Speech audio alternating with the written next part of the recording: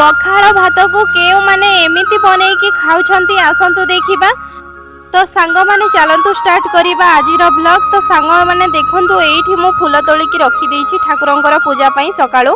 तापरे एठी देखंतु मनी प्लांट गछ लगेइथिलु जाकी बहुत सुंदर भाबरे बढ़िछि।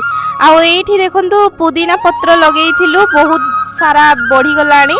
आउ मु सकाळे जलखियारे खाई देइथिली आलू पराठा सहित एठी क्षीर एवं जाम सहित। तो देखंतु एठी दिन बेले रोसई कर देइथिली पनीर जाकी बहुत टेस्टी लागुथिला। तो एठी मु रखी देइछि देखंतु पखाळ भातरे एमिति पुदीना पत्र पकेइकी खाइले बहुत टेस्टी लागि थाए। तो संध्या समय रे बिस्किट सहित चा पीथिली आउ बाहरी जाइथिलु पाखरे थिबा अंताकू। तो देखंतु ए होचंती जणे राजा। तो तांकर प्रोसेसन चलीछि। तो बहुत एठारे भीड़ होइथिले आमे तो जानि नथिलु।